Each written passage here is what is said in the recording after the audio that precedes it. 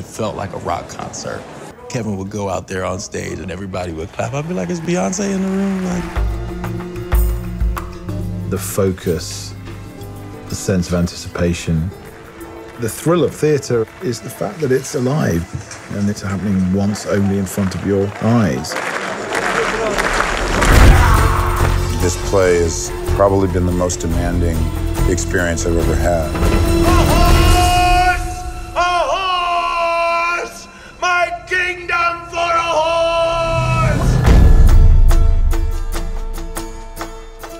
horse! So I watched this back to back with Looking for Richard. It was Oh my good, God. like 4 hour, it was nice. Well, you know what's funny about that to me?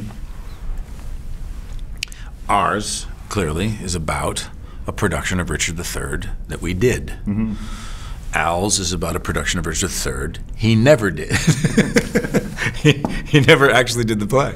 It was all just filmed, and all of those scenes we just did in various locations. But it was an incredible experience to be a part of that, and I was incredibly grateful that he asked me to do it. And then he came and saw our Richard III in London, and we went out to dinner. He said, "Oh, you graduated, my little Buckingham."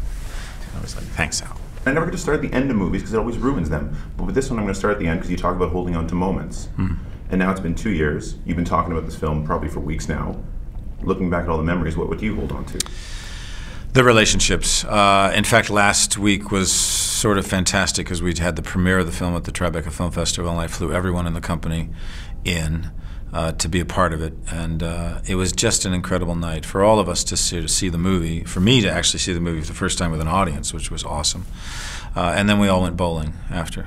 We had an awesome night. Is that your typical rap thing, bowling? Or is well, that specific for this? The reason we did it was because on the closing night at BAM, when we finished the final performance, we had an after party, and then I had rented a bunch of lanes at a bowling alley called the Gutter in Brooklyn, and so we all went bowling that last night. So I thought we'd relive that after the Tribeca night. Are you a good bowler? I'm a really good bowler. Okay.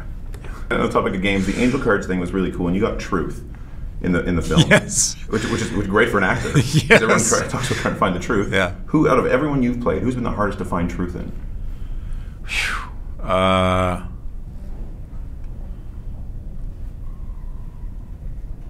It's a really good question. You know, we might not have time for it. Yeah, okay, that's it. Thank you very much for coming. Let me think of that. Maybe I'll answer that as we go on. Because you talk about no matter what mood you're in, when you hit on stage, you let the play take you. Musicians talk about that a lot. I talk to a lot of musicians. Muscle memory. You go into a trance, and then the show's over, and you're just like, oh, it's done. Yeah. Is it like that for you, or because you need to stay present? It's like I call it Dr. Theater. Almost no matter how you're feeling, you wake up and you're tired. Let's say like in Hong Kong, we had like 5 performances over 4 days, and we were exhausted. And you get up and you're like, I can't do this. I'm so exhausted. And then you go and you just go and you do it. It's like going to the gym. Half the battle is showing up, right? Is it autopilot? It's not autopilot. Okay. What it is, it's technique. So all the training that I've done, going to Juilliard, all of the plays that I have done over all the years I've been doing theater, that is what prepares you for those days and nights when you don't feel it. That's when technique takes over. And you might feel the difference, but an audience doesn't. And you have to trust that.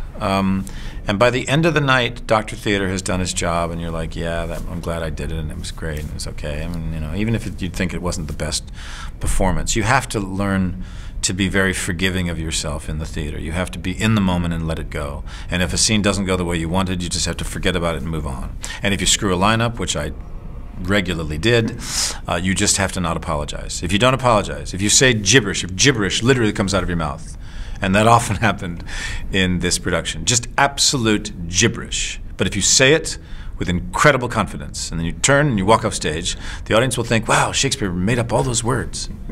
No, you just made up all those words, actually. But you just don't apologize. You just go forward. And you know what? The audience thinks it's part of the play. If you don't stop the play, fall into the orchestra pit, the audience thinks it's part of the play. I gotta let you go. I want to keep going with that. Thank you very much. We do something called 5 questions. 5 quick questions, 1-word answers. Okay. Script or improv? Improv. Stage or screen? Stage. Lennon or McCartney? Lennon. Hitchcock or Kubrick? Kubrick. In 1 word, Richard III. Dick. Oh.